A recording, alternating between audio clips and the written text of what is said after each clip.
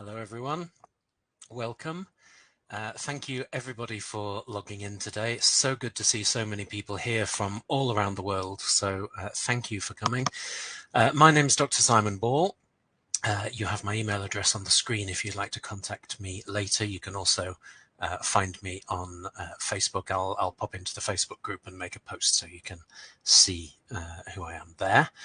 I will move through my slides quite quickly because there's quite a lot of stuff to cover in half an hour. Basically, my expertise is in accessibility and online learning. I've been a consultant in that area for about 14 years, and I've been working in this area now for more than 20 years. And I write courses about accessible learning.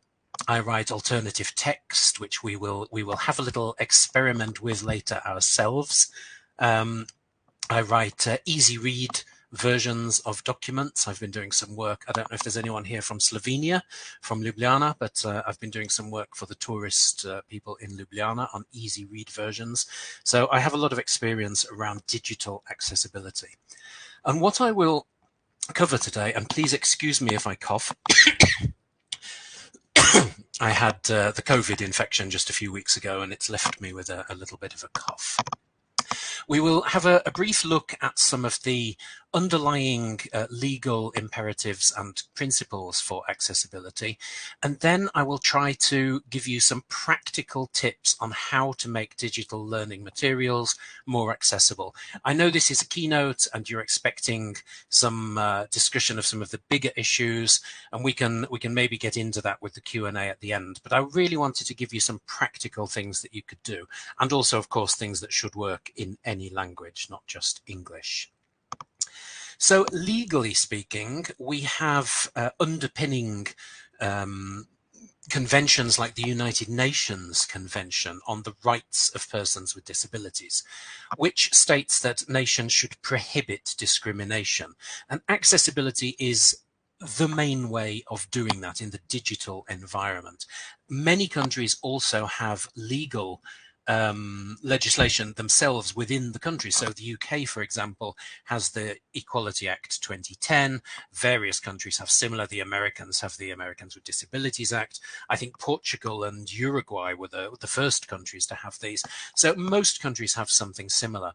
And the British one particularly encourages people to make reasonable adjustments for disabled students and to be proactive with that. So not just sitting back and waiting until a disabled student comes along and then meeting their needs, but trying to make sure that most of what we do is as accessible as possible anyway before they come along.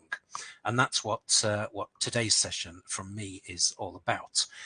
There's also a UNESCO model for inclusive ICT in education. I've put a link there for you in case it's useful. And there are also web accessibility things which can be quite useful for digital teaching as well.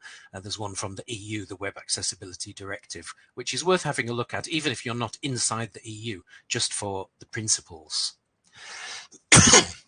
Most accessibility in the digital environment is based upon two core sets of guiding principles. Thank you, Mihai. The Universal Design for Learning guidelines are well worth having a look at. They're quite simply worded, so if English is not your first language, it's quite easy to get to grips with the Universal Design for Learning guidelines, and they really do give you a good grounding in some of the accessibility issues.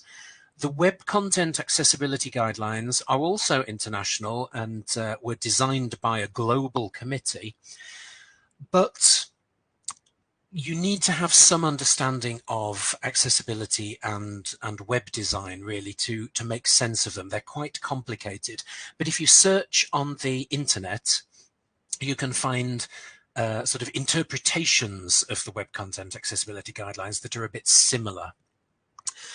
You will get the presentation, Ramona, afterwards. I'll make sure Munir circulates it so you have all these links. So the rest of the session is about what we can actually do in our everyday practice as educators or as people who support education to make digital learning materials more accessible. And that's what I'm going to cover over the next 25 minutes or so. excuse me, there will be 10 tips, and the last one will involve you in having a go yourself. So tip 1 is about digital documents created in Microsoft Word or OpenOffice, LibreOffice, the Mac equivalents, any word processing program. Obviously, the way that you get to these things will differ in the different programs, but they will all be there somewhere within the menu structure. So in Microsoft Word, on the Home tab of the ribbon, you can find the headings styles. And these will really help make a digital document more accessible. If you tag your title as a title, if you tag your biggest heading as a heading 1, and then your next biggest heading as a heading 2, etc., you can change how these things look by default. That's very easy. You right-click and choose Modify. But what this does is it enables users to navigate the document very easily. So, for example, if a blind student is using a screen reader, they will excuse me, they will be able to move through these headings very quickly. They'll scan them the way most of us would visually scan a document. Dyslexic users who might be confused with a long and complex document can use them for navigation as well. It really helps make a document more navigable.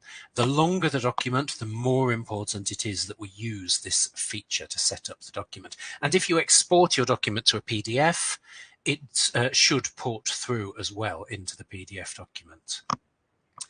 If you are putting images into a text document, or tables or charts, whatever, anything that you're sort of pasting in, if you right-click and choose Format Picture or something similar, depending which program you're using, you will be able to set the objects as inline rather than floating. They're two bizarre terms that don't really mean anything to the everyday person.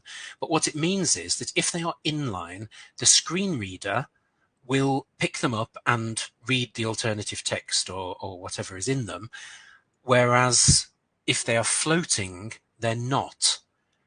So you can use the accessibility checker that's built into Word to check these things in a document. And if it says object not inline, you need to click on it and make it inline rather than floating. So that's your first tip for Word documents. The second tip is for any kind of document. It can be a PowerPoint or Word or a web page, anything like that. If you have a bulleted list, as this slide is bulleted with the dots next to each item, or with numbers or letters next to each item, make sure that at the end of each one in the list, you put some kind of punctuation. A full stop, or also known as a period, I think in America, a comma, a semicolon, a question mark. It doesn't matter what it is, but some kind of punctuation after each item in the list. And this is for screen reader users, because screen readers will not pause in the list if there is no punctuation. So imagine a list of fruit, for example. If you put a comma or a full stop after each one, the screen reader will say banana, orange, apple, cherry, pineapple, grape, pomegranate. If you don't put a punctuation mark, it will say banana, orange, apple, cherry, pineapple, grape, pomegranate, which when you're listening is extremely tiring and sometimes very difficult to understand, particularly when each item is a sentence, very difficult to separate them and to understand the difference between them. So try to punctuate bulleted lists. Tip 3 is about not conveying information by visual means alone. We often see this in learning materials. We often see it in websites where the instruction will be, in the box on the left, you can see, well, no, not everybody can see the box on the left, and screen reader users don't know what is on the left, because often the layout as read by the screen reader is not in the same order as what is presented visually. So try to avoid using color to convey information, because a screen reader will not pick up color. Try not to use bold or italics to use to convey information alone. You can use them, of course, but use something else as well that will be picked up by screen readers. So often learners will print something out, and that's only available in black and white, for example. So you can see in the image, what I've put in that image, if you can't see it, there are dots of red and green for various questions in a multiple choice quiz. So question 3 has a red dot indicating the student got it wrong. Question 4 has a green dot, etc. A screen reader user would make no sense of that. So although it's perfectly fine for most people and you don't need to get rid of it, perhaps changing the red dot to a red cross or a red 0 and the green to a green tick or a green 1 might help them understand, because those things would then be read out and would make more sense. So try to avoid using only a visual indicator. The same is true if you have, for example, a table of data and you want to highlight 1 or 2 particular cells in that data. Let's imagine you have a list of athletes' times for running a particular race, and you want to highlight the person with the fastest time. One way to do this would simply be to put a bold box around that cell, or to put highlighting in it or something, which is fine for most people. But as well, you need to add a typed character. So an asterisk, a star, an exclamation mark, anything really, that if it's typed, the screen reader will read it out and the screen reader user will know that that cell is highlighted, which they will not if it's in color, or if it's only in color or shaded or something like that. Similarly, as I alluded to just before, avoid relative instructions. Try to avoid saying in the box on the right, because the screen reader users won't know what's on the right. So describe it in some other way. Say in the accompanying box, which shows blah blah, and explain what's in there, rather than leaving the student to guess where the box might be, which is the box that's on the right, and to try to work out what's in it.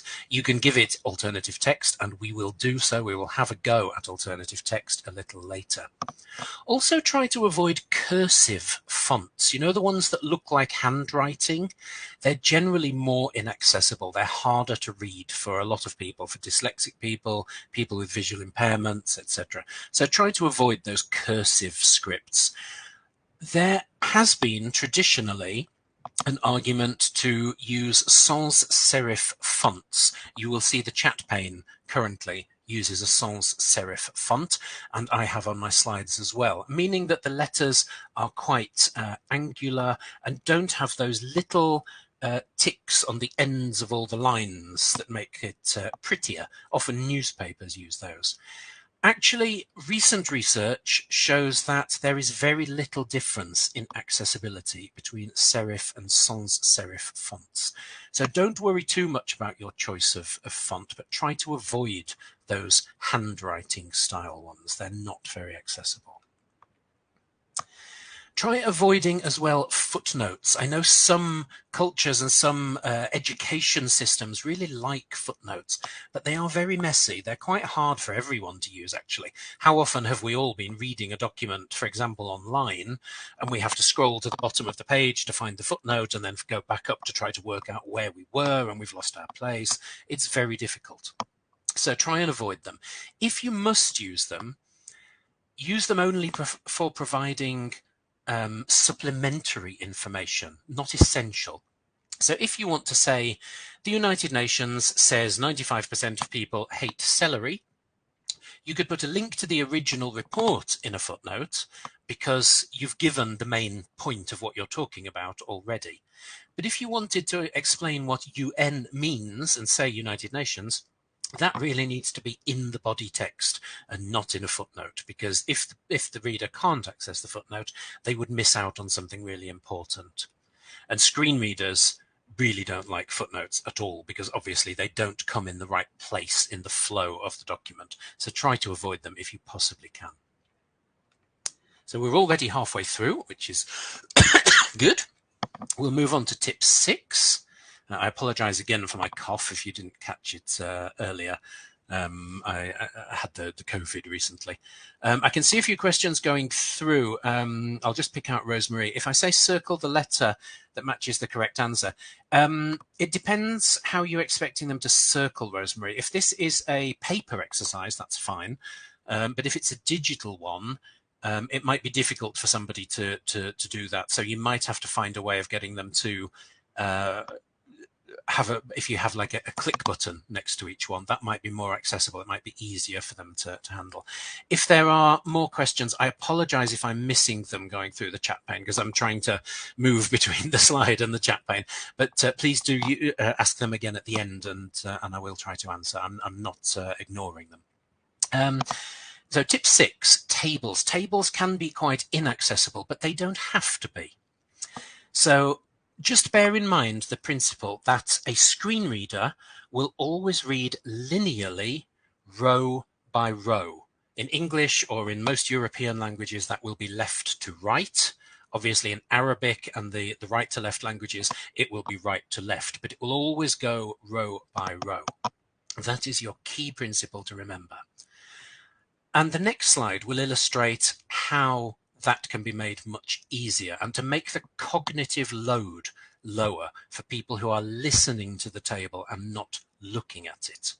So in this example, we're asking the user, let's say it's a student and we're asking them a quiz question, we're asking them to identify the names of the students who achieved a distinction grade in an exam. So distinctions are achieved in this particular school by scoring 75%. Now, what I would like you to do is close your eyes and listen to me reading this table in 2 different formats, and then to decide which of them you think is more accessible. So close your eyes, please, now, and try to remember which students scored more than 75%. Here is the first example. Student: Arthur, Beatrice, Clara, Dev, Elsie, Farouk, Georgia. Score: 84, 74, 63, 90, 63, 77, 41. Do you remember which students scored more than 75 there? If you did, you've got a very good memory. How about we turn the table around? Here's another one. Keep your eyes closed. Student: exam score: Arthur, 84, Beatrice, 74, Clara, 63, Dev, 90, Elsie, 63, Farouk, 77, Georgia, 41. Now can you remember a little better which of the students scored more than 75? Obviously, it was Arthur, Dev, and Farouk. If you're trying to remember, do open your eyes now. And you can see the 2 examples on the slide. One has been oriented what we might call wide and short, and one has been oriented what we might call tall and thin. Tall and thin is always the more accessible orientation for a table. Well done, Sabina. You got Arthur. Well done. Now, when I say tall and thin, I don't necessarily mean the literal proportions of the table, but I'm talking about the number of rows versus the number of columns. So always have fewer columns and more rows if you can. Orient your table around so that the columns are as few as possible and the rows are as many as possible. That way, the table will be much more accessible. Also, try to avoid merging cells within tables, because, or in the opposite, having extra cells inside cells, nesting the cells, because again, it's very difficult. I won't ask you to close your eyes here, but look at this table. Imagine somebody is trying to work out if construction is offered at the advanced higher level. They will hear subject, National 5, higher, advanced higher. So they're already thinking, okay, I'm going to hear a subject, then I'm going to hear whether it's offered under National 5, then I'm going to hear whether it's offered under higher, then I'm going to hear whether it's offered under advanced higher. Then it goes chemistry, offered, offered, offered. And so they think, okay, that's good. Chemistry is offered at all 3 exams. That's good. Construction, oh, right, here we go. This is the one I want. Offered, not offered. Hang on, I'm waiting for a third option. But not offered has been merged across 2 cells, and they can't see that. So they have no idea what's going on there, because it could be, because they've only heard offered and not offered, the offered could be merged across two cells, and then not offered is in the final cell. You see, it could be two different things, and they can't see it, they don't know. So try to avoid merging cells in tables. So to recap the tables, because it's a bit of a complex issue, try to orient them tall and thin, not necessarily visually, but in terms of rows and columns. Avoid merging cells. As we mentioned before, avoid using color alone to highlight cells in the table. Use a typed character as well. And if a table has a lot of columns or a lot of rows, ideally more rows than columns, as I said before, then repeat the column headings every 8 or 10 rows. Obviously, if you have 16 rows, then you would go for 8 halfway down. But that can really help, particularly if there are more than 2 or 3 columns. So it's quite easy to remember student exam score, Arthur 84, Bobby 22. You know, that's quite easy. Imagine there are 6 columns: student, age, score in the first assignment, score in the second assignment, exam score, percentage pass. You know, then when you've listened to all the numbers for 10 students, maybe just a recap of those column headings would make life a little bit easier. So think about repeating the headings every 8 or 10 rows or so. Tip 7, avoid adding text boxes. These are the additional ones that people put into Word documents. You can see an illustration here from a Word document. Screen readers just do not pick them up. They really they're invisible, so don't use them. Similarly with PowerPoint, the same thing happens. When you create a PowerPoint presentation, if you use the master slide, and there you can choose the master slide, you can edit the master slide, that's fine. Whatever boxes are included on the master slide will be read by the screen reader. Whatever text you put into them on the slides, they will be read. But if you have a particular slide that you want to add something to, and you right-click and choose Insert Text Box, that will not be read out by the screen reader. So 2 things you can do. One is, don't do it. Add the text box to the master slide and just ignore it on the rest of the slides. Use it where you need to. Or copy the text from that inserted text box into the notes field on PowerPoint, and that will be read by the screen reader. What some people also do is put alternative text for complicated images into notes field as well. There is an alternative text field for images in PowerPoint. You right click on the image and choose alternative text. That's fine. We'll talk about that later. But you can do it by putting it in the notes field, particularly if it's long and complicated. Also, if you are supplying a PowerPoint to your learners, make sure you do it as a PPT or PPTX file, not as PPS, which I think is going out a little bit now. People don't really use it much anymore, but PPS is not accessible because it's basically just images of the slides. So the screen reader will not be able to use it at all. And you can also export to PDF with PowerPoint, which usually includes all of the accessibility features with it. But if you choose the file path I've put on the screen there, File, Save as PDF, More Options, Notes Pages, quite complicated, that will bring the notes field into the PDF as well. So anything from those text boxes or alternative text that you've added to that notes field will be brought through. I must move on because we don't want to run out of time. Color contrast. This is very easy to check with a free tool. There's many free tools out there. You don't have to use the one that I've put on the screen there in that link, but you may use it. It's free. It works for Windows and Mac, and I think there are Linux tools available as well. Not that one, but the other tools. And it comes with the little dropper icon, you know, the little ink dropper, and you click on the foreground, which is your text, and the background, and it gives you a ratio. The ratio will be anything from 1:1, which is where the text and the background are the exact same color and you can't see anything, up to 14:1, which is black on white or white on black. If you have a passage of text, the contrast should be more than 7:1. So between 7 and 14:1. For a heading or a single word, for example, if you're designing a poster, you have short single words or phrases, then you can get away with going down to about 4.5:1. You should never be lower than that. That's guidance from the British Royal National Institute for Blind People and various other organizations for people with color blindness as well. So try to always keep above those ratios and never put text over a background image, because it just makes it so much harder to read for everybody. So just try to avoid that as much as you can. With media like audio and video, always make sure there is a transcript.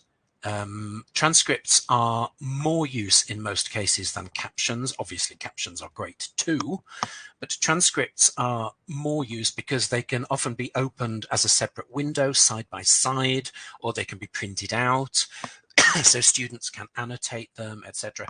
And in the transcript, you can also describe the action, whereas captions tend to just copy the dialogue. So if there is something happening on the screen that is important for the blind student to know, you can put that in the transcript. So you can say the tutor is currently pouring the clear liquid into the flask, and that tells them what is happening. And then the tutor might be saying, once the liquid reaches the temperature, this will happen. That will come across in the captions because the tutor is saying it, but your transcript can include those extra details of what's happening in the visuals.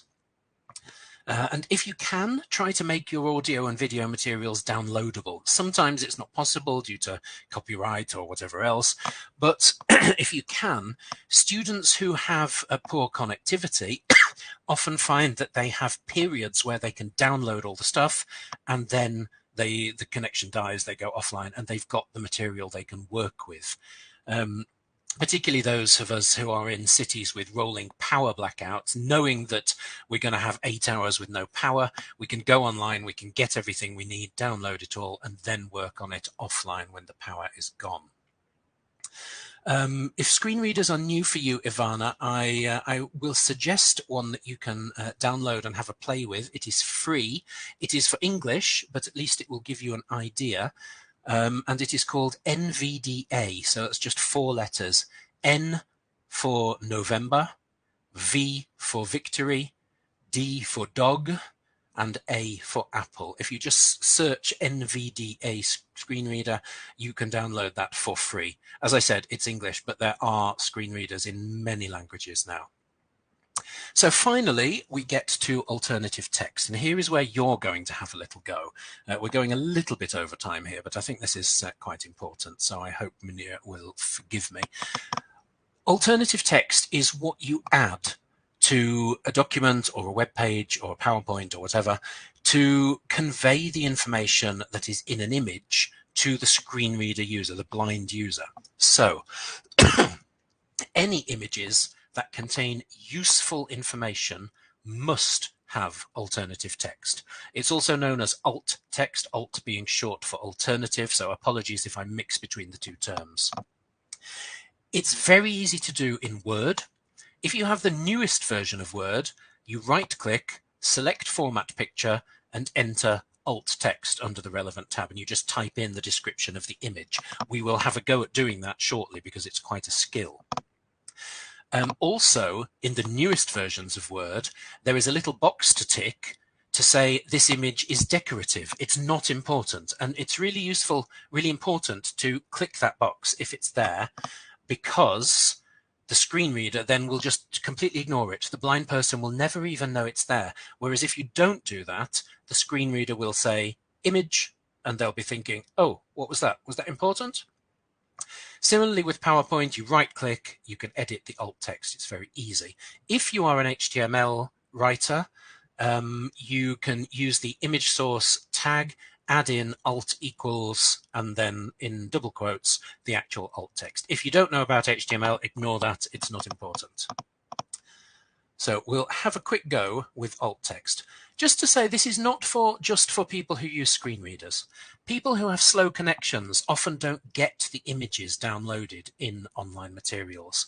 People who have cognitive impairments often will prefer to have something read aloud to them as they are looking at it. Some people use text-only browsers to keep data charges down to a minimum.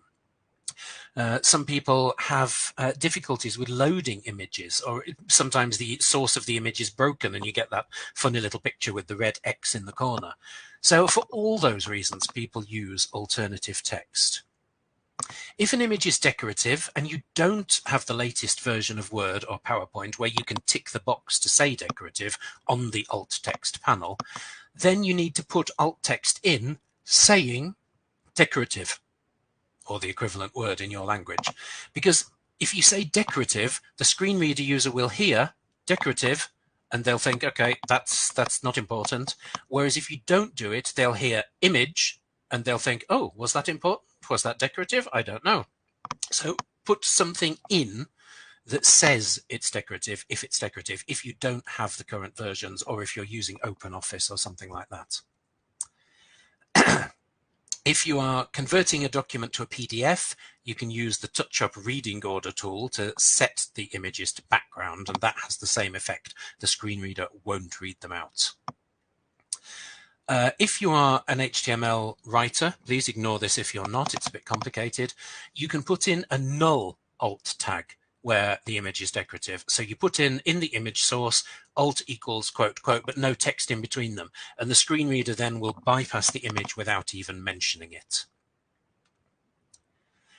And make sure your alt text is unique and meaningful. So for example, you can imagine a page which has a multiple choice question, and each multiple choice question has a button and you can click the answer that you think is the right one.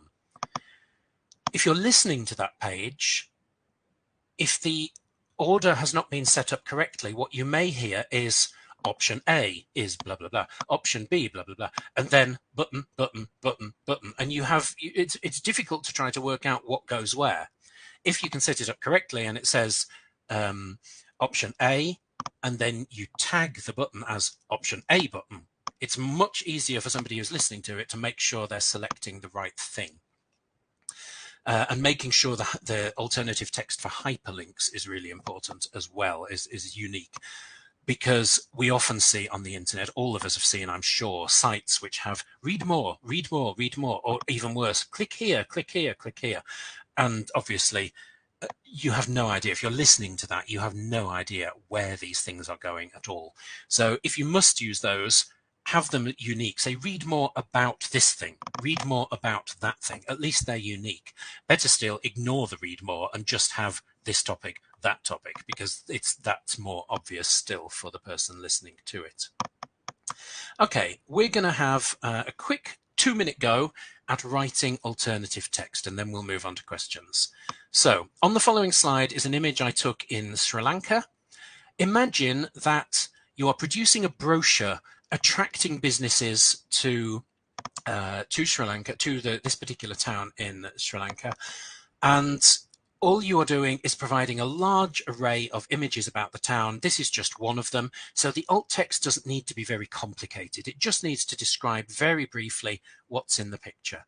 Just with a pen and paper or just in your own head, just try and come up with some alternative text for this image, for this very general brochure about the town of Kandy in Sri Lanka.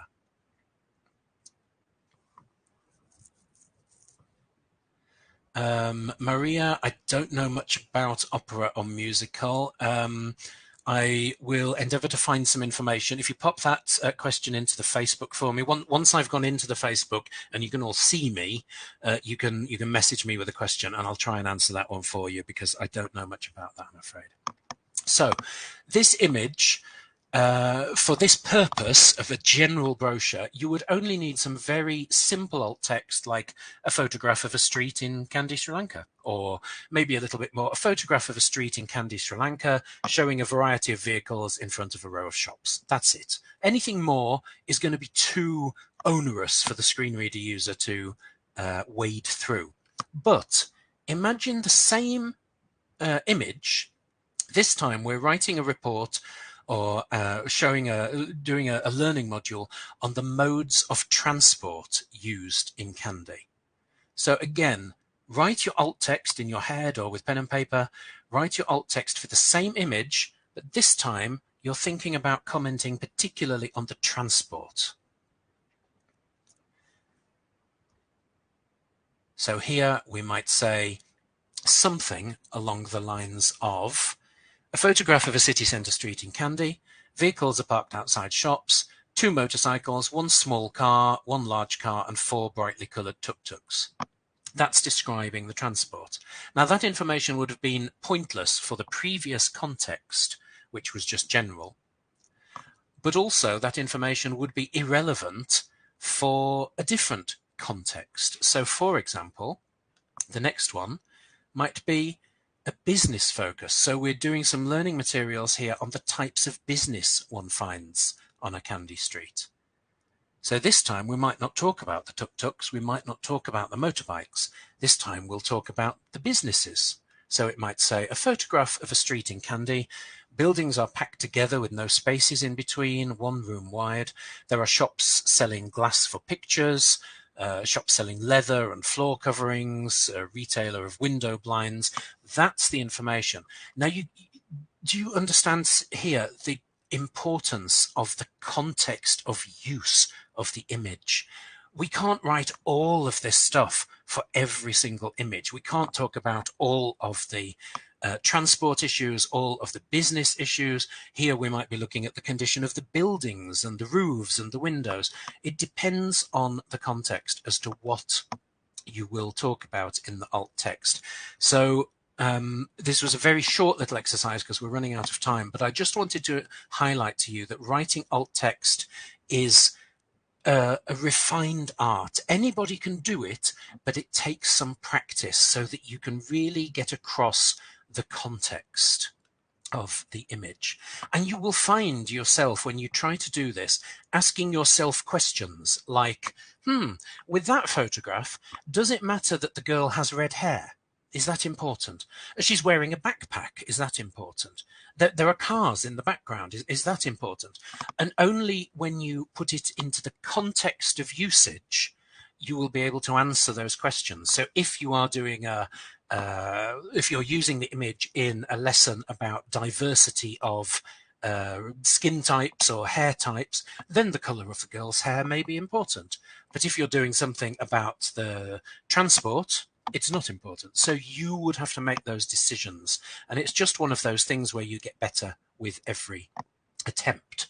So that's me done. I realize I'm a little bit over time. I apologize for going over, but I thought it was useful to answer questions as they went through.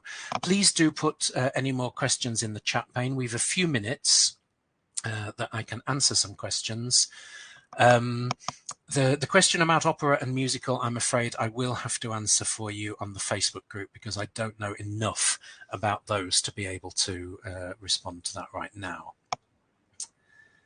I'm glad that the webinar is going down well. I know Munir put a lot of time and effort into it, so that's fantastic. Thank you for those comments. Always really good to see positive comments there.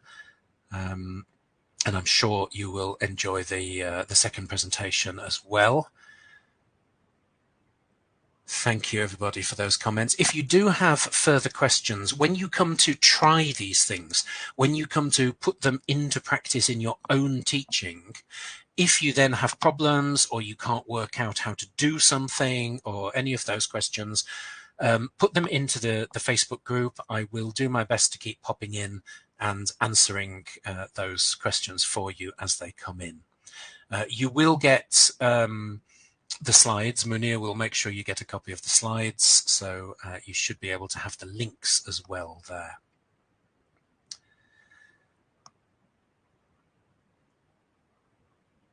Thank you very much, Munir. Thank you for inviting me, and thank you to everyone in the audience for your comments and your questions. I'm glad most of you seemed to find it useful, and I will be available, obviously, on the Facebook group to follow up with any further questions. And don't worry about the slides. We will make sure you get the slides as well.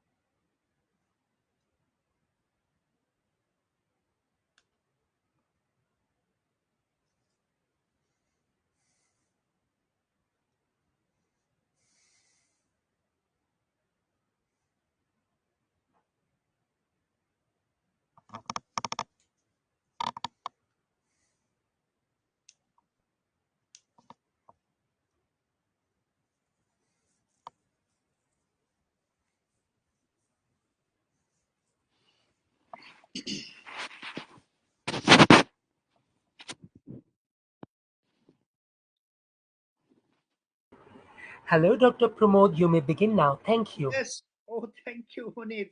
Yes. Hello. Good morning from Pacific time of US. It's about 6, 7 morning. Sun is just coming up. Wonderful. Those of you all over the world, fellow educators, I'm very pleased to be with you. And Professor Munir, nice to know you and hope to work with you in the future. So, my title for today is Regenerating Life and Learning During the Tumultuous Period of the Combined Climate Coronavirus Disruptions. Just to give you a sense that I have taken this CCCDS is a diagnostic tool to imagine new kind of learning, leadership, life system, livelihood after 2020, and it's going to be pervasive, affecting all our life, and we will need to, in my view, dream and design differently than how we were thinking until 2015 or so. So I am the founding core faculty of a doctoral program. We call it Visionary Practice and Regenerative Leadership.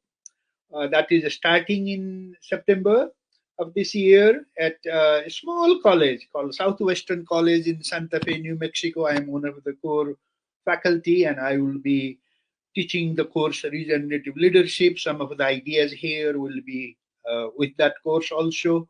And on the side, I have also found something called Annapurna Universities. It's a global network of learning, unlearning, and relearning.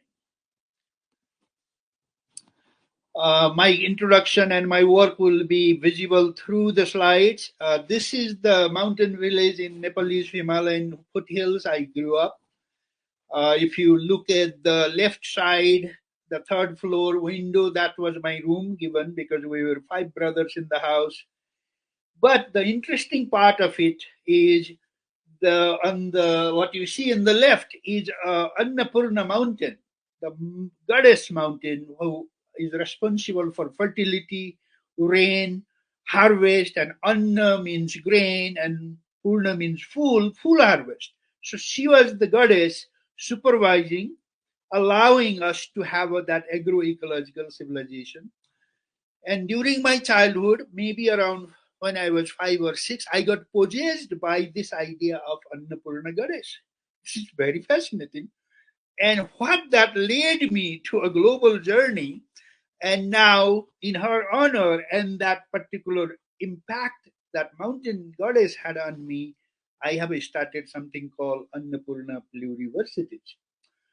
So my life journey be maybe from Annapurna to Annapurna Pluriversities. This is how I am looking at it. So what we might have to offer from the Himalayas, Nepalese and the Indian and Pakistani and Chinese Himalayas, can we think about Annapurna regenerative abundance? Do you see now I'm bringing the local metaphor, the idea that there is a goddess of nature regulating our climate, rain, fertility, soil, right? Is it time for us to evoke that symbolic image of Annapurna to regenerate abundance? And could this be our contribution to the world and cosmos? So you will see a lot of that. And the Annapurna Pluriversities, as I am designing, dreaming with a bunch of people, about 50 so far, all over the world. It has 5 leaves of the maple, right? The Annapurna Universities will work in different bioregions, including the Himalayas, the Andes, maybe the highlands of Ethiopia, uh, like that, and also several parts in North America, that it will have leadership academies, and maybe some of these you, the educators in this forum, could be into it. An integrative ISER design, which I will show just a slight version of that, plurimedia narratives and expressions, operations, and Annapurna Regeneration Fellows and Annapurna Pedagogies. And we will focus more on Annapurna Pedagogies today. So, we might have lost the primal connection due to the technology, due to all the techno-industrial enterprises. I don't say East and West. I think that's a wrong metaphor. It's the techno participation in techno-industrial. But some magic is happening. Even in that model is this information technology that allows me and you to interact like this, right? So that's one of the amazing benefits and contribution that it has done. But the primal connection has not lost or left or abandoned, and you can feel it through your breathing.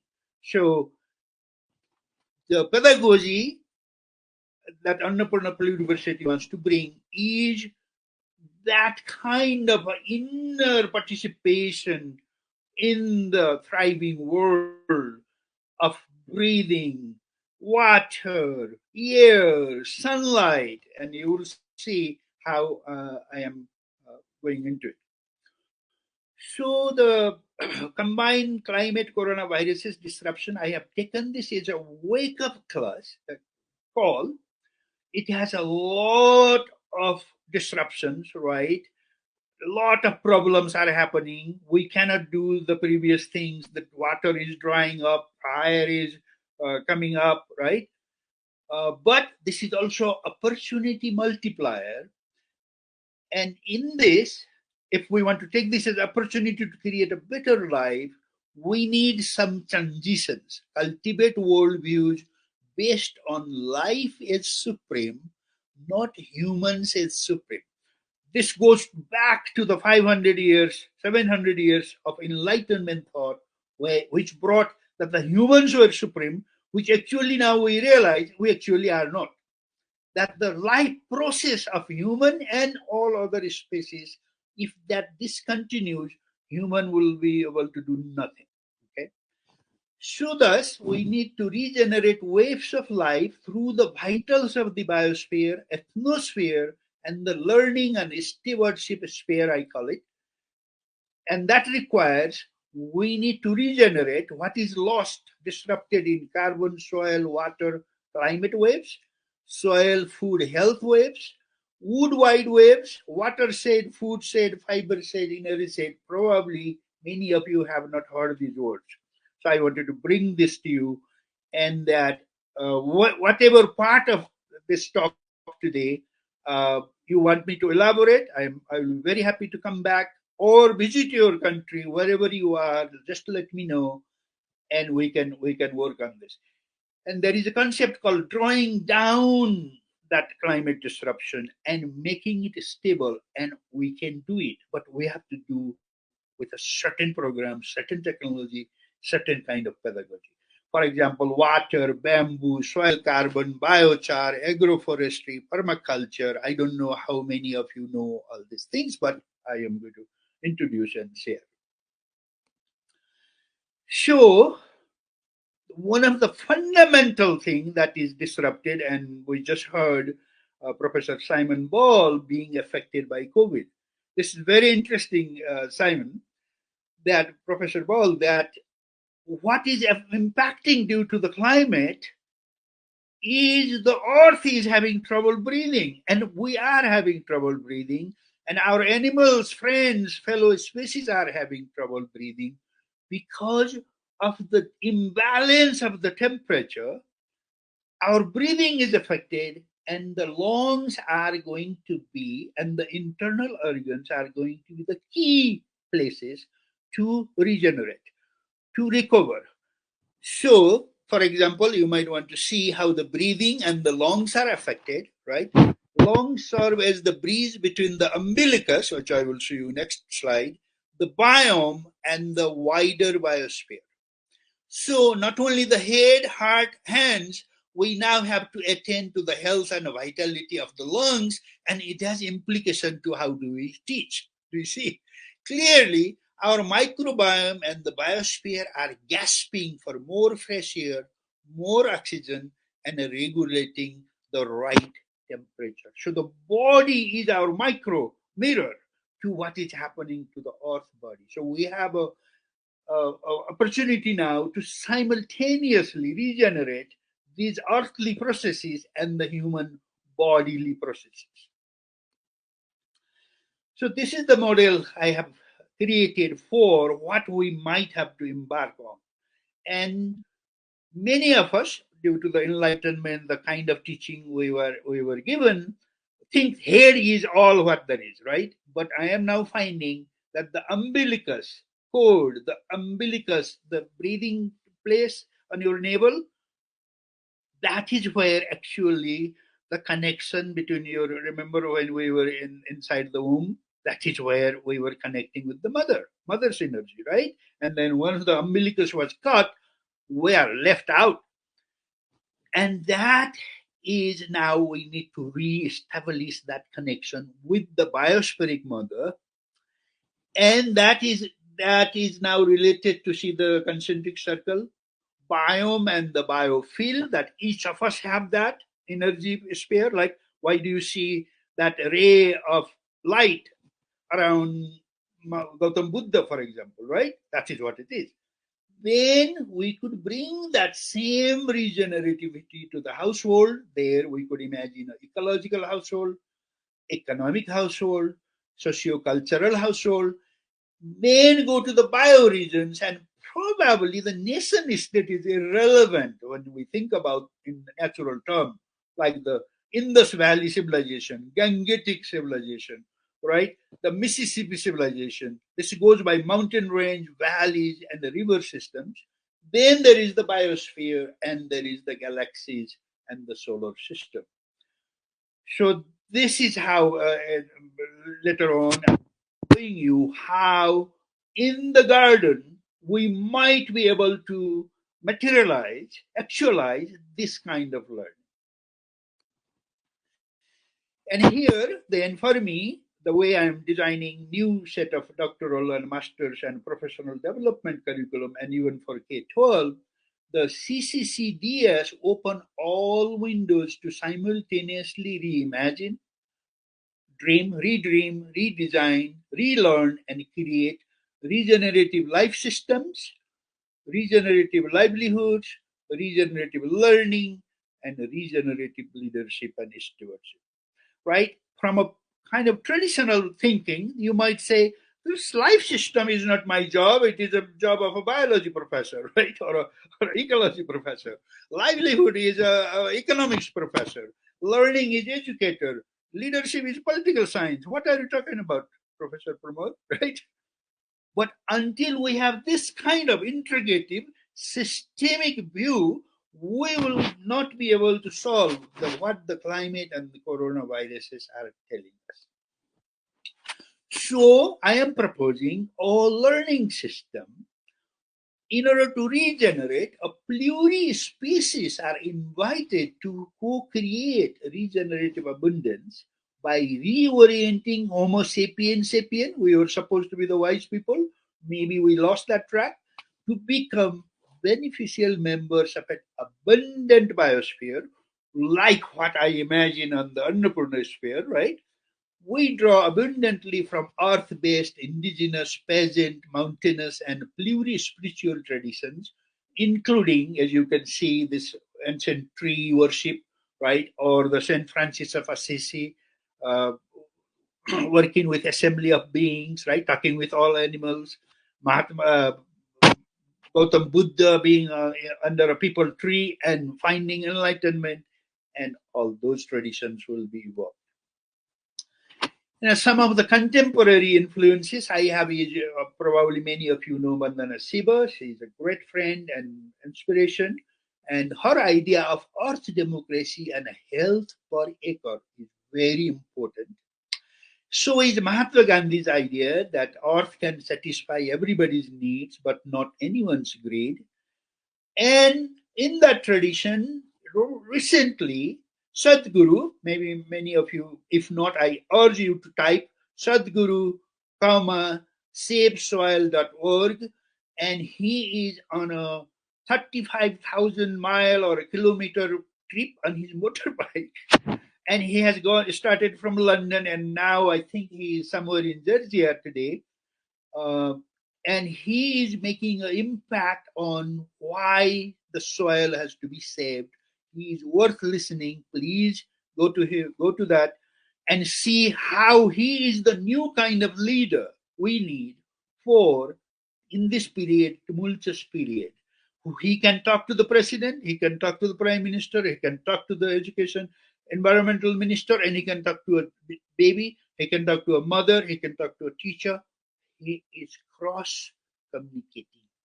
That's what we need. He can talk to the spirit, he can talk to the Mount Kailas, he can talk to the river Ganges. He's amazing. That's I was wondering who is there, and here we found. And please, he's 65 years young. And from the West, from Europe and America, I really like the work of Fritjof Capra. Many of you, I would recommend his work. Enhance and enrich the wave of life forever. And there is another white man. His name is Paul Hucken. His work, The Drawdown, and another book, Regeneration, is very important. He believes in human spirit to be able to learn, unlearn, and relearn. And in this case, he believes that there are so many areas still we can bring the climate to the balance where it should be, like in the Holocene period, where climate temperature will be enhancing life than destroying life or depleting life. So another way to look at it is what is the ecological economics? Where is the kind of degenerative system on the left with the red, and the regenerative system on the right, where living system design, decentralized ecological patterns, holistic thinking, abundance mindset, enough for everyone, and restorative to regenerative. I can even give a whole presentation on this very idea in the future if there is need. So, what I am doing then is that maybe we could organize the learning process of regeneration in these four kind of steps: diagnosis, dream, design, and delivery. And I look at how I am myself thinking in Annapurna Universities, right? That in the diagnosis, the realm of the brain, the active cognition, analytics, comprehension, comparative synthesis, right? But I need a dream, realm of the heart, motivation, courage, emotion, intelligence, visceral vigor, again there, right? That microbiome, if you want to begin to be attentive to your microbiome. But the most important part is designing it regeneratively rather than degeneratively. And here comes the gut, the hands, the senses, the technique, the attention, focus, detail, purpose, precision, and the kind of things that, for example, Professor Simon was telling us about how we have to be precise, how we have to be communicative effectively, right? Like that. Then delivery, return realm of the soul, that is ethics, responsibility, participation, contribution. And Dr. Munir Musa is one of the best examples of that ethic, that soul is operating from the soul, is want to share what we have, right? So, and these 4Ds could be from a micro to macro to meso to meta scale. And life is not a machine, but emerges with magical, mystical, mysterious properties. And here, I do not know whether how many of you know Kate Raworth. Her work, Donut Economics, is very important, where she is giving us a very, very clear picture of there is the planetary boundaries on the outside, right? But then within that, the safe and just space for humanity has to be there. Otherwise, we will destroy it. Then what are the social foundations? So water, food, on and on. Please, Munir will share this with you. Follow up with her. She's online. She's on YouTube. And the city of Amsterdam is trying to implement this model and see what happens if you follow this model rather than degenerative model. Now, for Nepal, I am now thinking about, here is, you see, this is the ancient technology of a leaf of a Soria robusta. Those of you who are in the tropic and semi-tropical, you know this plant. We have that plenty in India and Nepal. How to stitch the Nepalese self-reliance. Be stitched one leaf at a time. I'm just using that as a metaphor. And how interesting that many people, the UNDP, World Bank say more technology for Nepal and all this. What I find is for the kind of regenerative work, bamboo might be the key species, my fellow species, to regenerate Nepal and the Himalayas. Think about this is how we have to think now. But nobody thinks about bamboo because everybody is making cement houses and on and on. So our team is now thinking of actually using bamboo to control flood, landslide, stable the climate. It can sequester carbon at the same time and provide, as you can see, fiber, food, livelihood. You can build houses, you can have furniture, you can make kitchen utensils, right? All those things can happen with bamboo. This is the regenerative thinking. Housing, timber, fiber, furniture, clothing. See, foundation for agroecological abundance. Convert flood into a nutrient through a bamboo grove by the area where the stream and the rivers are. That will turn that flood going into India and Bay of Bengal into a nutrient rich soil for the garden and all that. So integrate with agroforestry, agroecology, agrohydrology, anti-erosion, on and on and on. This is regenerative thinking. Same way we found that, and now you can apply that to your bioregion, your situation. The water is a gift, and also water has been the barrier, the destroyer, due to how the rain is now coming in very torrential rain, right? In a short period, and then running like a mad, destroying the crops and the mountains and the soil erosion and flood and all this. But in this, what I call the integrated socio-ecological regeneration for the Himalayas, in the Himalayas, we can actually bring back all those elements by managing water, by letting water go slow and dance and be happy with us rather than angry and running down the hill. And I can even do that for South Asian audience if you want, Himalayan people if you want, right on this model. But I'm just today I'm just showing you how water becomes the core element to bring see carbon sequestration, enhance biocultural diversity, turn flood into nutrients, integrate bamboo agroforestry, create regenerative employment, regenerative curriculum for fourth grade. I will talk a little, show you that a little bit. So retain water, harvest water, recharge water is the primary task in Nepal, and our team is spreading that message slowly. I hope it will permeate there. So hundreds of thousands are already regenerating. You might want to look into this soil food wave, fiber shade, save soil, as I said, Sadhguru's, ecoversities, deep medicine circle is fascinating. Bring in the justice, diversity, and health. Drawdown, regeneration, local futures, Nabadanya, that is Bandhana Siva, local futures, that is Helena Norberg Hodge, another friend of mine. Story of stuff, you might already be using it in your classrooms. Please go there because it tells you about the bottled water. What is that, right? What happens to get a bottle of water? What are the ecological costs? And Otto Schramer is one of the amazing thinker. So now, can we down? Do you have Manir?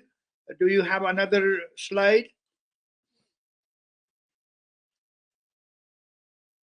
The part two. Dear Dr. Pramod, if you can upload your second part, I can upload on the screen then. So you have not got the another. I had done it. So how do I can only see the part that is now on your screen. Oh, So can I go back where I say share? Where is the share? Oh, Yes, share. yes, you Okay, can share. got it. Got it.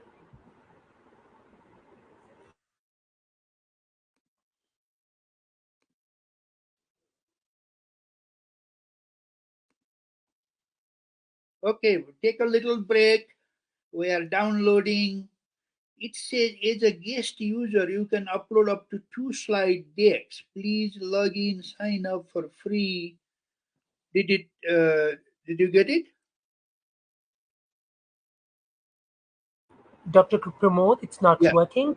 Just hold on. I'll help you and I'll upload the slide for you. Oh, Just hold on. great, Thank you. great, great. Thank you so much. So I have already sent you yesterday, right? Great.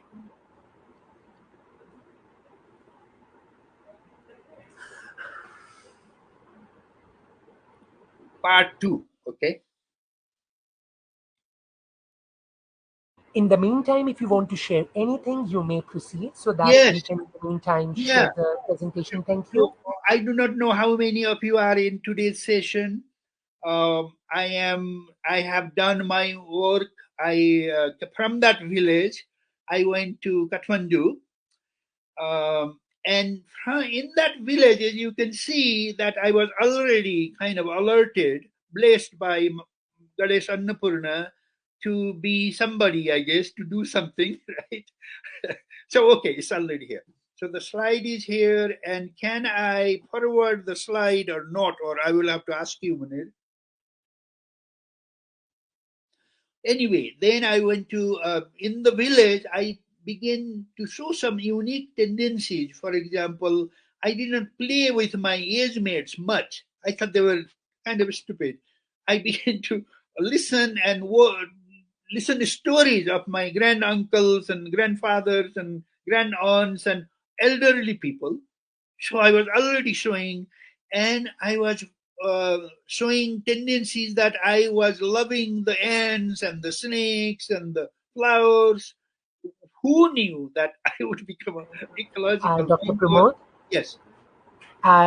if you want to change the slide, you just Yes. have to guide me. I'm there to help you. Thank you. Oh, okay, great. So let's go full. Yes. So now, as an educator, how could all those regenerative ideas and skills and technologies could be brought to our curriculum for children and youth? And for that, I have, and my team in Portland, Oregon, mostly, we created something called Learning Gardens. And could you go back?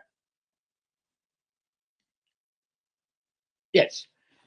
Fellow educators, dreamers, and designers, could we engage in some homework together? And maybe we could come back in next sessions. Could gardens cultivate people and pluri-species who will regenerate this world? And this is what we were doing between 2002 and 2008 in Portland, Oregon, in USA. And we created learning gardens in many schools individually, and then we had something called Learning Gardens Laboratory, where the students of the university, Portland State University, master's level students, would engage with the school teachers and school children to teach from the garden, in the garden, and there it was not only teaching how to garden, right? Many home science and biology teachers can do it. We were doing the other part also, that is gardening to learn every subject, every topic, every week according to what happens in the garden. This is our curricular innovation. So the next, hello, yes. So go to the next, yes. Sure. Now, the next question that we want to engage together is Homo sapiens sapien, we are supposed to be the wise species, are we soft wired to learn, unlearn, and relearn? And as I alluded previously, the climate and coronavirus disruptions are a combined element. This is a message from the biosphere, Mother Earth, to the humanity. It has a clear message, but we need to know what that message is. And I think I have some clue. And what the message says is, look, you are softwired, hardwired to learn, unlearn, and relearn, and this is the moment. 2020s and 2030s, humanity will have to reinvent itself. So, if we are learners, good schools and home schools serve as ecosystems. And I have done another experiment on how to utilize schools themselves as ecosystems. And on that, I can give you another presentation. It's too short for now, where you can create up to 36 activities that children themselves can regenerate their school system while learning mathematics, biology, history, geography, economics, food system, water system. Fascinating. What I'm um, figuring out during just teaching and creating new programs. But we need to kind of transition in our thinking the way we were taught, our generation was taught. Can I have that slide back? Hello? Yes. Could I go? Could you go to the previous one? Yes. No, sorry. Previous. One more. Yes. We want to be Homo Deus or Homo Earthlings. I think it is a heavily loaded, but I am writing a book on this. That at this moment, something like Bill Gates and Elon Musk, these white boys are thinking that we can create another world. No, that is stupid. That is not needed. That is not what we can do. But what we can do is we can become Homo Earthlings. We can still recreate, regenerate this earthly capacity to maintain life, to give life and maintain it all over, like Preserve Capra said, right? So, but we need a transition from the age of enlightenment to the age of entanglement, embodiment, and belonging to the earthly processes, not helicopter out to Mars like some of these people are doing. They are stupid. We need discourse to design. There is also in the academia, I was part of that at Stanford when I did my PhD and master's at Stanford. Oh my goodness, too much words and doom, gloom and doom, this and that and that. But if we do design differently, solutions are there. And that's what people like Paul Hawken, Preserve Capra, Pramod Parajuli, we engage, Bandana Siva, we engage in designing differently. That also means from university to multiversity to I am now proposing pluriversities because human alone will not be able to regenerate this earth. We need other species like the earthworms, the spiders, the salmon, the fish, the tree, the herbs. So we need that curriculum. I'm developing that curriculum that is pluri-species like the bamboo in the Himalayas, as you can see, right? Diagraphy. Can you go back that one more, Munir? One more. Previous. Yes, diagraphy. This is a new word for you. Bruno Latour, a French philosopher, has been developing this idea. The earth does not belong to us. We belong to the earth. The earth is alive. It is animate. And fibrous earth is the mother of all stories for now, for this decade. Learn the alchemy of turning carbon into life, not into the greenhouse gas. This requires another talk. That is actually we can sequester carbon in the grassland, in the soil, in the wetland, in the forest, and they become the basis of regenerating life. So instead of putting the carbon where it should be, we are putting it out there where it should not be. You see, it just have to reverse it. We have to bring the carbon dioxide, and other greenhouse gases under our feet, not above our head. So learn wherever, whatever, whenever. Next. Yes. If we do what I am proposing, and there will be a little more slides, the emergent exponential regenerative learning model will engage the child and the learner, whoever, adult, professional, doctoral, from child to all the adults. And in that, the head should be, this topic is important to me. Like this morning, Professor Simon told us that, look, you need to communicate effectively online. And you know that is important, right? Then you have to enact hands, skills. How do I make it happen? So these hands, we bring it to that learning. Then enablement, hard. I feel it. I can do it. This is me. That's why this little boy from the village in the Himalayas, right, says, Annapurna told me, look, I want you to do something to bring abundance. And look, after 60 years of that, whatever I was possessed by her, now there is a need to create regenerative abundance, and I am bringing her symbolic value to the global classroom. Do you see how interesting it is? I had no idea that I would be doing it, but now I know this is me. I have to do it. Embodiment, lungs, life force, visceral vigor. And this is why these days my focus is here on the microbiome, on the umbilicus, you see? And the biosphere disruption and the disruption here due to the kind of food we do, due to the kind of breathing we have forgotten how to do, due to not doing yoga and Tai Chi and energetic body, see, we have lost that connection. So we need that embodiment and empowerment that all of you probably are over stressing on this idea of Marxism and equality and empowerment and Paulo Freire, and which I am a good student of him, but I have gone beyond that model. Okay, next. Yes, in the Annapurna pluriversities, then we have regenerative pedagogies, that is, from gardens to kitchen, from forest to waterways. We have to make children and youth and adults learn everywhere, not wait for this session or a classroom or a four-wall university. An open university, which I think some of you are part of, that is a better idea, but still we need to go think about learning not as a noun but as a verb, as a fluid, which I will show you another one. Edible and learning garden, that's where learning to garden, gardening to learn, learning to cook. Kitchen is also a very fascinating learning ground, cooking to learn.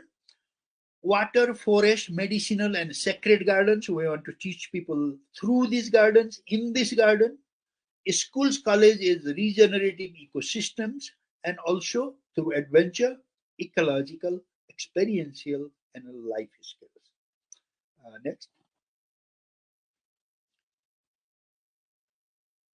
Yes, as I was saying, if we could energize learning as a verb, the knowledge becomes energy and flow. Do you see?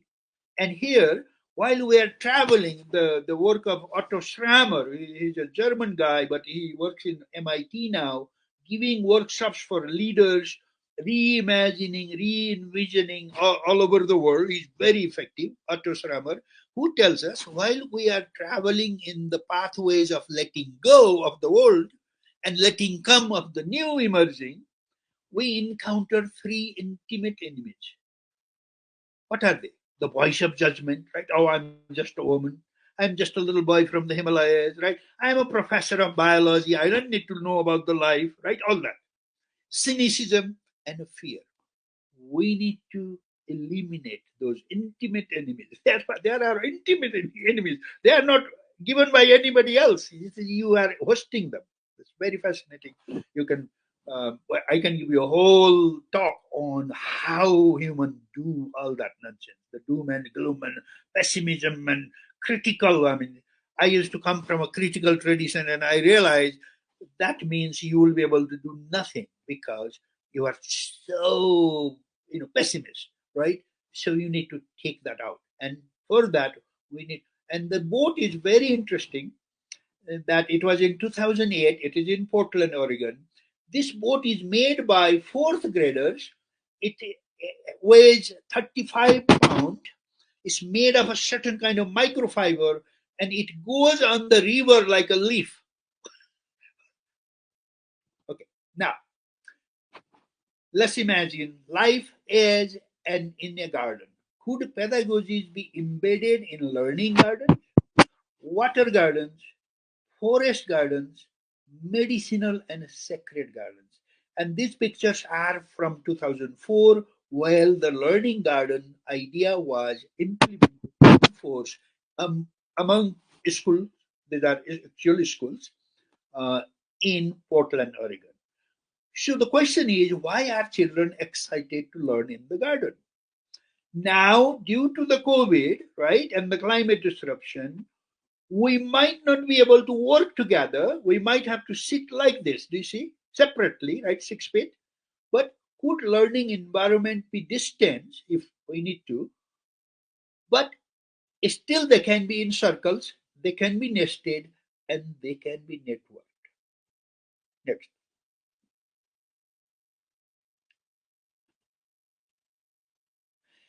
Yeah, these are again from 2005, a picture taken in the Learning Gardens laboratory. These were fourth graders from one elementary school coming there. And look, while they were preparing their garden bed, what happened? They found these earthworms and they noticed it. Could you go back?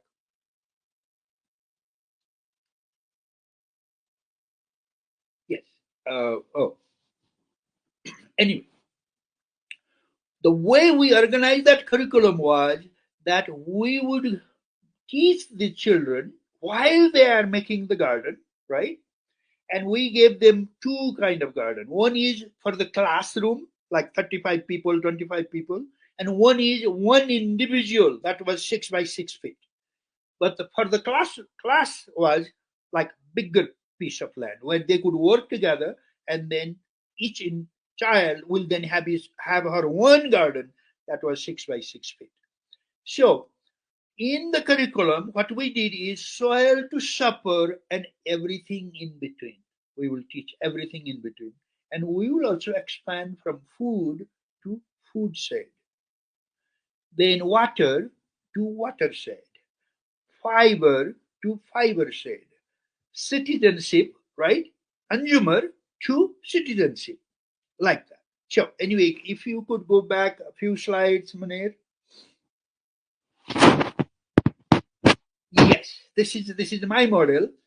How many of you from America probably have heard Wendell Berry. He's a poet, philosopher, ecological thinker. I think he's the Gandhi of America. Uh, Read him, Wendell Berry, Berry. In one of the papers, he said, eating is an agricultural act. And I underlined it and he said, oh my goodness, thank you, Wendell. Then I began to extrapolate and say agriculture is ecological act. This is me. Then ecology can be pedagogical act. Pedagogy can be transformational act. Do you see how it all builds up? And in the first picture here with those circles, what children are doing is they are mapping which plant to plant seed or transplant where in relation to which other plant, because there are companion plants, right? That the bell pepper can go with the marigold, marigold can go with the eggplant. You see, there is a whole philosophy and technology about which plant are beneficial to each other. Then they grow all that. See, they are learning geometry, calculus, distance, mathematics there, right? But then they are also learning about the seed, and then they go all the way to harvesting, from preparing the soil to harvesting and eating and talking about health and nutrition. Now, go one more back. So, through Annapurna universities, what we want to do in all bioregions, wherever we are invited, right? Learning climate disruption on soil to supper. Water, disruption of water cycle, flood, landslide, forest, protecting pollinators in local forest, medicinal, edible medicinal plants and around our school. Students explore migration, region, time, sacred, immersion into natural process. School says equal. Do you see this? If you, I have a whole team who have I also do this, but I have trained dozens of people who will be able to work with us grade by grade, topic by topic, subject by subject, week by week in your geographical location. If it is in Turkey, it will be different, right? Slightly different. If it is in Nepal, it will be slightly different. If it is in Ghana, it will be different. If it is in Colombia, I have actually done that in Colombia and Peru. So this is how we are now prepared to work with you, collaborate with you, whoever welcomes us. I have now, I am semi-retired. I'm working mostly online and writing and documenting and developing this under Purnapur University. So if you send me a ticket and give me good food and Sir, we accommodation, have last 2 or 3 minutes. yes, perfect. Then you can also, depending upon where you are, you can use sacred landscapes and wisdom-based gardens. Could be art site for arts, performativity, and design-based learning. And this is right in the river there. Coming, two rivers are meeting there. This is the confluence of two rivers. This is one of the sacred spots in Nepal, from the mountain to the plains. And same, this is a model of Annapurna pedagogy across generations, a global framework. See, topic again: water, forest, medicine, kitchen, school age ecosystem, ecological adventure, and we can offer you all this working with you. Just within a week, we'll be able to uh, kind of give you all the skills. So, but what I am learning as I am getting younger and younger, right? You might think I'm like 50, right? That we have to understand body as an energetic body, not as a physical with bones and muscles. Do you see? That it is a biome. How to energize learning through energizing our body. And here, the Chinese and the Indian tradition, the Tai Chi and the energy and the yoga, do you see? All this meditation were actually the art of improving, enriching life. So, body is not a mass of bones and muscles, but an ecosystem in which microbial and cosmic energies flow. We are just a place where the energy flows, okay? And this physical body also has the mental body, the energetic body, and the emotional body. And that is why all those plurisensory awakening needs to be done in our curriculum.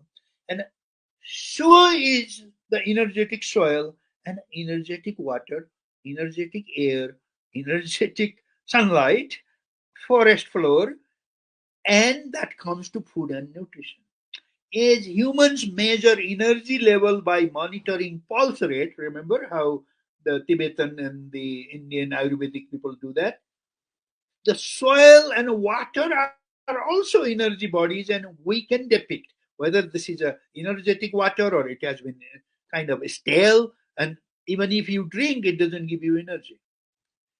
Yes. Next. This is just a picture right in my forest farm here in high desert of Arizona, where the doctoral students, these are my some of my doctoral students, that was in 2012.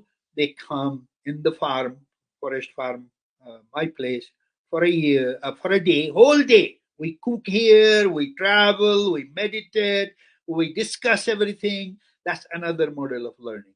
So adults can also be into this regenerative learning cycle, and they don't have to be just put on a kind of table and bench and only looking at the uh, television or a screen or a teacher in the front. Next.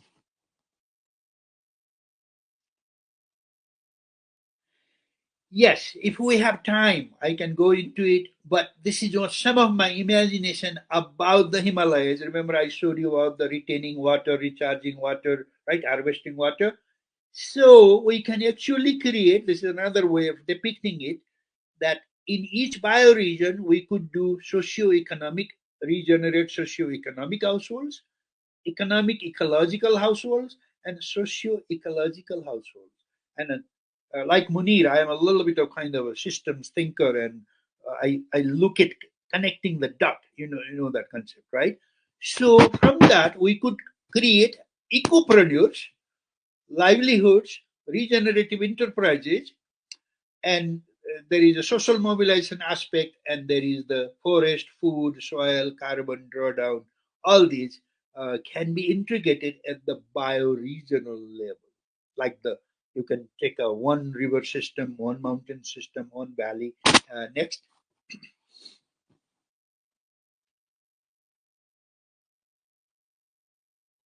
Dr. Pramod, this was the last slide. Oh, wonderful! Look at this. So I hope I'm still within that time range, and there is a little bit of time for question answer. And again, I am available for any aspect of this or more. And at this point, I am supposed to be a wise man already, right? So I can bring Dear everything. participants, if you have any question, you can pose the question. Dr. Pramod will be visiting Facebook later on, and he will be answering your question. Thank you so much. Dr. Pramod, thank you so much for your time and for your knowledge. Thank you for your for this opportunity to meet.